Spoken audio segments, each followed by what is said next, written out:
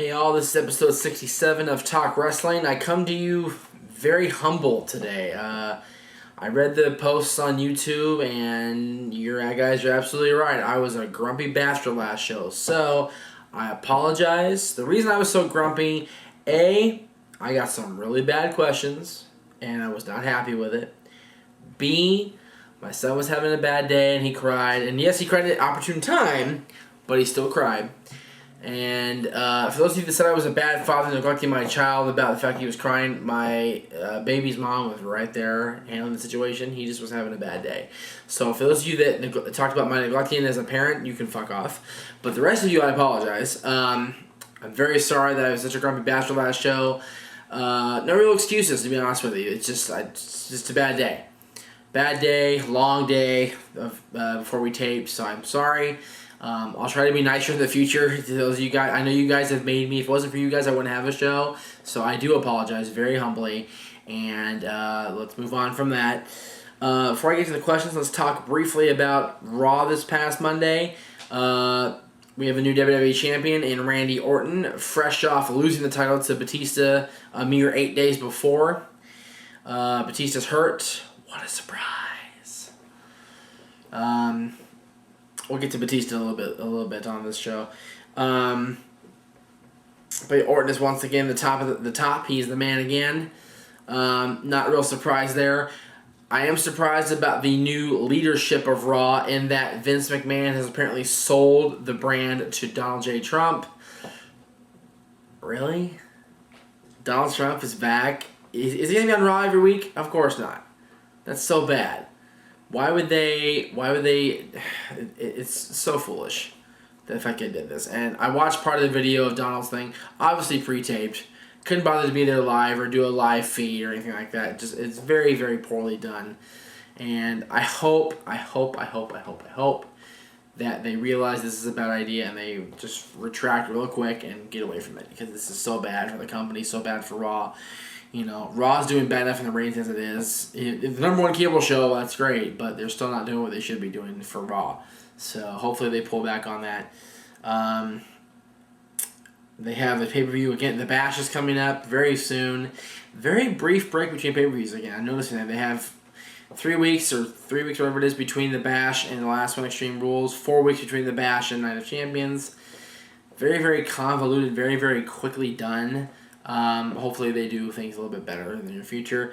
But that's not what I'm here about. I'm here for your questions. Let's get to it. Alright, it is time for today's VRQ. Before I get into the VRQ that we chose, a couple different people sent in pretty much the exact same question on the VRQ. I'm going to not address that because I already addressed it. 2 of you mentioned or asked about The Rock's return to WWE. I invite the 2 of you to go check out episode 58 of Talk Wrestling, which went up in April. I directly talked about that. Guys, I love that you're doing the questions, and I'm trying to be nice. I really am. But please, if you say you're a fan of the show, watch the show. And watch what we've said, watch what we've done in the past. That way you don't send in a question that's not unique or something that I've addressed already. I don't want to address the same things over and over and over again. It really bothers me. It really bothers me that I have to do the same thing over and over again. With that, we're going to get the question from Vic Mackey. Here we go. Hey Jeff, I was just wanting to know if you think AJ Styles will ever go to the WWE. Just kidding, gotcha. But this was my idea to do ROH and indie wrestling questions. That was the video that I sent in that you did not show, that I guess I didn't talk loud enough and put more into it. But I'm going to put more in this one, Jeff. Do you think Tyler Black in ROH is going to be a big star in the business, or is ROH just trying to find somebody? I hope he is a big guy because he's from Iowa, like me. What do you think, Jeff? Give us your opinion. Tyler Black, thank you for the question, Vic. Tyler Black, I've seen a lot of him in Pro Wrestling Guerrilla since he's been out here with them a lot. I like Tyler. I think if he's molded properly and given the right push, he can be a big star. However, right now he is very much an independent guy. He's very much a non-WWE, non-TNA guy. He stands out in Ring of Honor. He stands out wherever he goes in the independent circuit. I don't think he'll stand out if he goes to one of the big 2.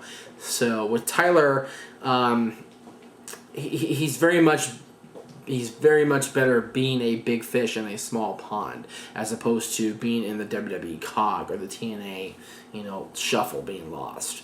So thank you for the question, Vic. Again, VRQs, comment on the show at NoDQ's CAW's YouTube, and we'll get them to you as soon as possible. This is from Rated MVP MV. Chris Masters is supposed to return to WWE. What are your views on that, and what brand will he go to? Yes, I've been hearing that go through the rumor mill that Chris Masters has indeed re-signed with WWE. I actually heard it a couple days before NoDQ posted. I heard it from a friend of a friend who spoke with a very close friend of mine, and or spoken to a friend of his anyway, and said that it was going to be happening. So congrats to Chris Masters if you are indeed re-signed. That's cool. Probably be on the Raw brand. I don't see him fitting in SmackDown or ECW. Maybe ECW.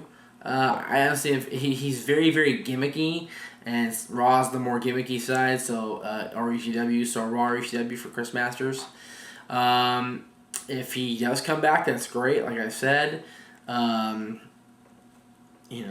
Hopefully he's got his act cleaned up, hopefully he's got his head straight on straight, hopefully he's got his shit together. Because I'd love to see him do great things, but he's got to make sure he's got his head on straight before he does anything. This is from Decepticon. I guess he's a Transformers fan. Do you think another governing board like the NWA is necessary to maintain some sort of standard amongst indie promoters? How do unionized wrestlers affect the independent scene? And would the NWA or governing board become more correspondent to wrestlers' union and thrive? Wow. Speaking of the NWA, by the way, we're going to be on the 4th of July weekend show, 69, I believe that's going to be. We're going to be interviewing Dave Marquez. I'm probably wearing this outfit because it's 4th of July. I got my little pin. Where'd it go? There it is. My little Mickey pin. And I like this shirt. It's a very nice blue shirt. I'm going to wear that. So, we'll be talking to the NWA's Dave Marquez. Probably not about the governing stuff. Probably about different NWA stuff. But you bring up the NWA, so I brought up Dave Marquez. The NWA does a lot of has a lot of control over the independent scene. They have a lot of indie territories that are run by the NWA. I don't think you're ever going to see a union within the independent scene or within WWE or TNA. The union is too much of a far-fetched idea because unions, promoters and bosses don't like unions. And if there was a union in wrestling, the bosses would be kind of like, standoffish, kind of like taken aback by that. So I highly doubt you'll see a union in wrestling. If there was, you mentioned about more correspondence to a union and thrive. No. If there was a union, the NWA or any other wrestling governing body would be opposed to it. They would not enjoy it at all. This one is from Ravelicious. Wow. It's kind of a long one, so I apologize. Hey Jeff, I'd like to know your opinion on if you think that the WCW era of Russo is highly exaggerated when commented by fans. It's sure the man did some fucked up storylines, but at the same time, when I look back, and I'm a fan who watches wrestling since late 80s, early 90s, and have followed the entire life at WCW, unlike most fans who actually bash WCW, people say Russo killed WCW, but never bring up the merger with AOL, or the fact that Russo wasn't even there months before the company folded.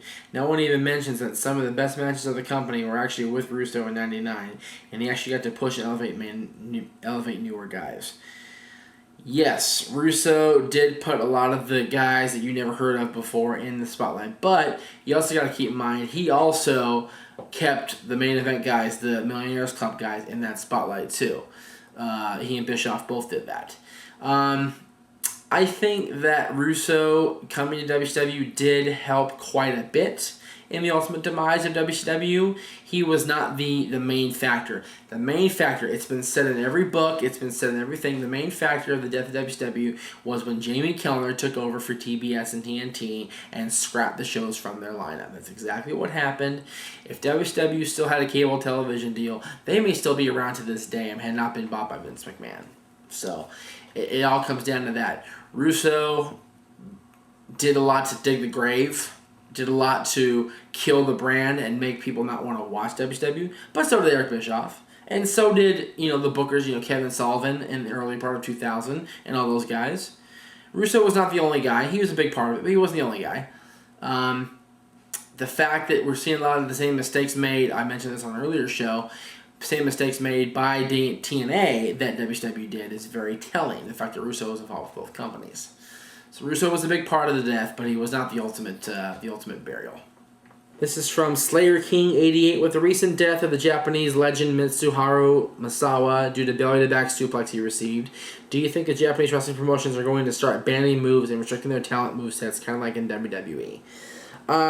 What happened with Misawa was a tragedy. I'd like to extend Talk Wrestling and No DQ's deepest sympathies to the family, fans, and friends of Mitsuharu Misawa, who is a legend in Japanese wrestling and wrestling around the world. The highlight for me for him was, I think he was either number 2 or number 3 in the PWI 500 one year, behind Dean Malenko and somebody else. He may have even been number 2. I'm not exactly remember. I don't remember exactly, but he is a legend, and it is very sad to hear of his passing at only 47 years old. I don't think you're going to see a whole lot of move sanctioning like you do in WWE. What happened with Misawa was a tragedy. It was a mistake. It was a horrible thing. I don't think a simple belly-to-back suplex like we saw was the cause. I'm sure Misawa's health had quite a bit to do with it. So I don't think you'll see sanctioning of moves in Japan. Japan is a very open, very high impact, hard hitting style in Japan. So I don't think you'll see that sanctioned just because of a simple belly-to-back suplex being the supposed cause of Misawa's death. This is from Eli Manning Sucks. Wow. All right. What are your thoughts on WWE's newest pay-per-view, WWE Breaking Point, where every match will be a submission match? I'm pretty sure I already discussed this, but I'll go ahead and say it again. Horrible idea. A submission match can only go so far, and only like once in a while, not every single match on every single pay-per-view, or every single match on one pay-per-view. I don't think it'll be a good buy rate. I don't think it'll be very popular. I don't think it'll draw people in. I don't think that it's a good suggestion by WWE to think that the fans will buy into this. I don't like the idea of it personally. I'm not going to order it myself. It's just not a good idea at all.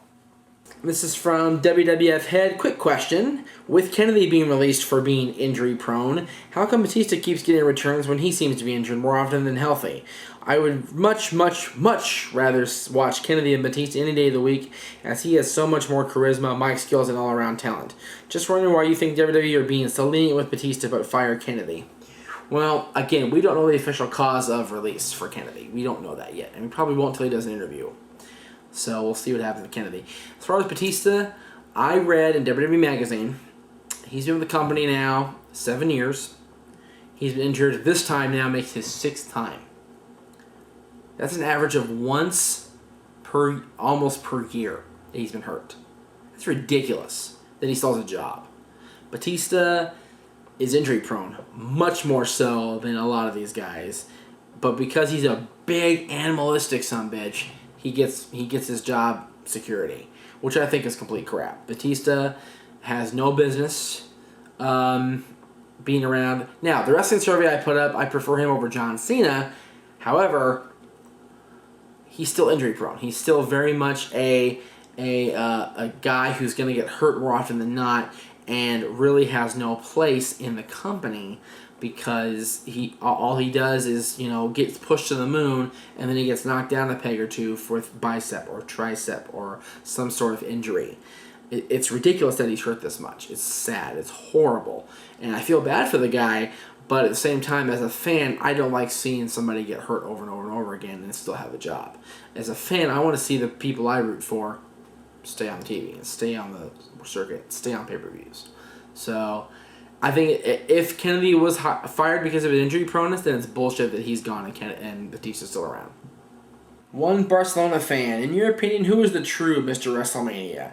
I've heard good arguments for Shawn Michaels because he always seems to steal the show, but you could also say that Hogan because he's had the biggest matches in WrestleMania history. Andre, Warrior, Rock, etc. Some people may say Undertaker, but I think since his undefeated streak is from the writers, that Taker can be called Mr. WrestleMania. Well, let me dispute that part of the argument right now. Dispute that part of it. Undertaker wouldn't have got the main event, the undefeated streak, if he wasn't who he was. Yes, the writers did manufacture that, but who would they manufacture for if not for Undertaker? Undertaker's the man. Good argument for Undertaker. Good argument for Shawn Michaels. Good argument for Hogan. All three of those guys have been an integral part of WrestleMania over the last 25 years. At different times, obviously. Hogan was the main event of WrestleMania for the first 8 WrestleManias, and 9 if you count the interference at the very end with Yokozuna and Bret Hart. And he was a big part of selling 19 and a big part of selling 18 to the people. Honestly, for me, it's a tie between Hogan and Shawn Michaels. This is from Big 3 Show. Do you think Ring of Honor will go up to a WWE or TNA level? I mean, they have the best writers. They have best writers than both of them, and the talent is awesome. I've mentioned Ring of Honor on the show as well about becoming a big-time player.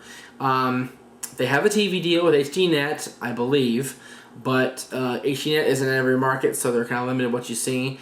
Ring of Honor working with the NWA will certainly help them get more national exposure as far as the people that are strictly NWA fans or strictly indie circuit fans will see Ring of Honor more often than not. Ring of Honor has a very big following. They always have.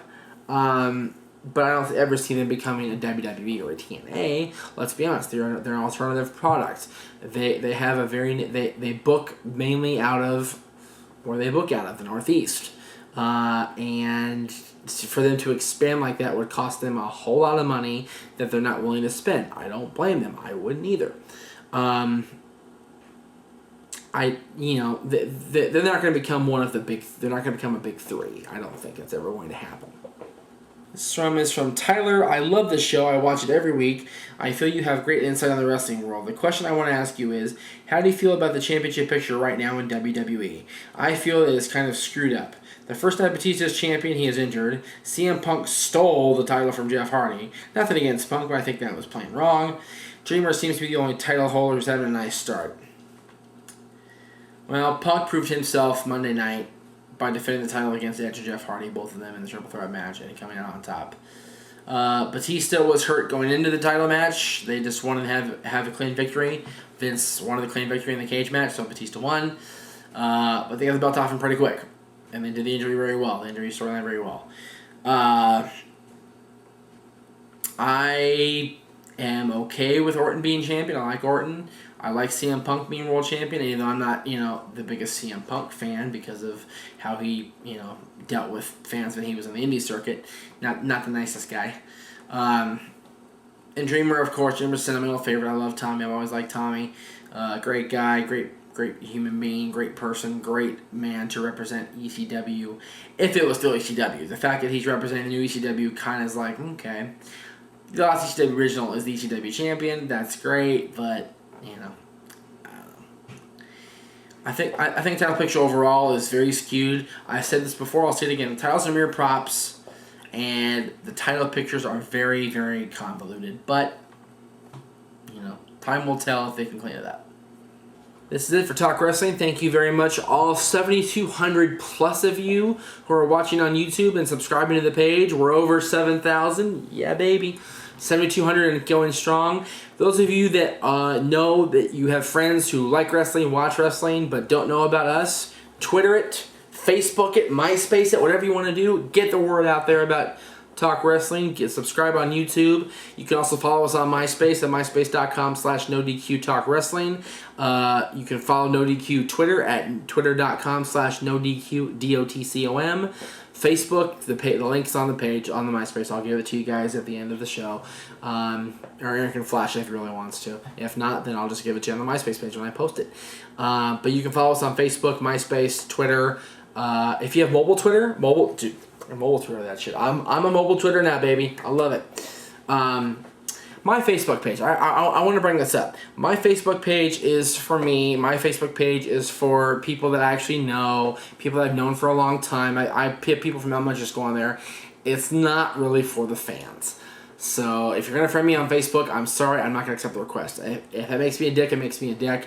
But Facebook is for me and for my friends and for the people that I've known for years and years and years. Much like I deleted a lot of people off of MySpace on my MySpace, that's what the Talk Wrestling MySpace is for. If we do a Talk Wrestling Facebook, then I'll friend you guys there. But for right now, go to the No DQ Facebook and friend us there, and we'll get you guys hooked up with some exclusive stuff. This is 67. We'll see you next time for episode 68 of Talk Wrestling.